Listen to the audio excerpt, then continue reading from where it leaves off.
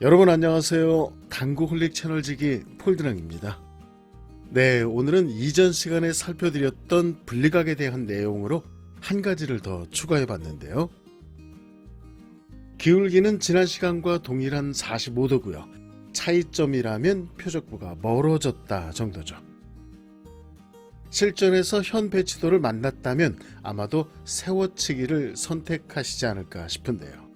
네, 세워치기도 충분히 좋은 선택이죠.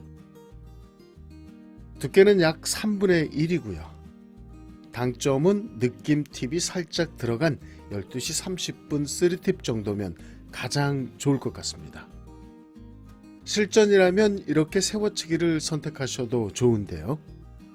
오늘 살펴드릴 내용은 분리각에 관한 내용이므로 비껴치기를 선택해봤습니다.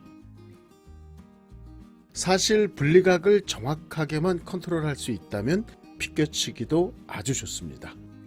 어쩌면 현 배치에서 세워치기보다 훨씬 더 쉬울 수도 있다는 것이죠.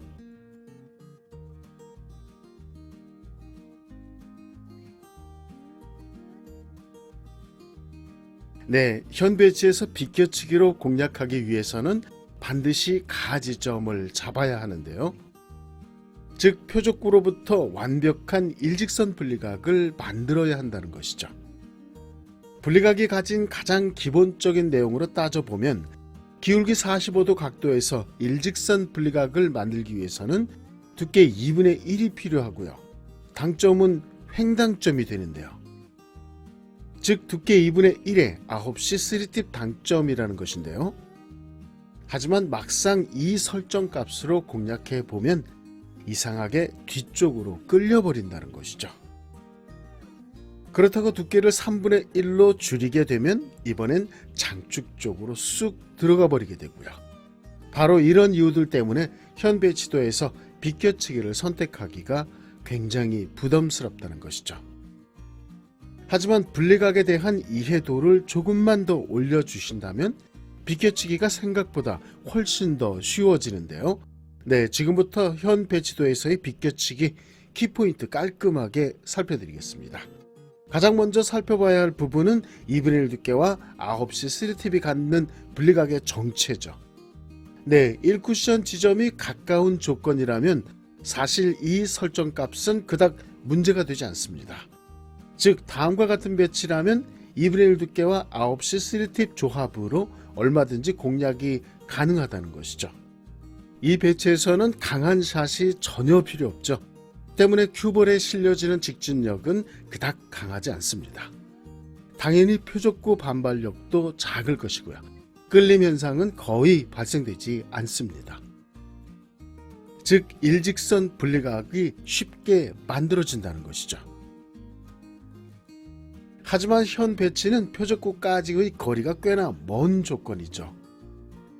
이 정도 거리를 회전축 변화 없이 완벽한 횡회전으로 임팩트 시켜주려면 샷 스피드가 꽤나 빨라야 한다는 것입니다. 네, 이렇게 되면 2분의 1 두께가 갖는 표적구 반발력이 굉장히 커지게 되죠. 이는 3팁 당점이 갖는 회전량이 무조건 증가할 수밖에 없는 조건이 되는 것이죠. 거의 5팁, 6팁의 회전량을 가지게 된다는 것입니다.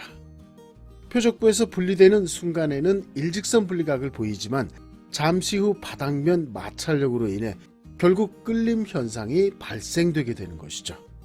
네, 끌림 현상을 만드는 주범은 표적구와 충돌 시 증가되는 어마어마한 회전량 때문이었던 것입니다.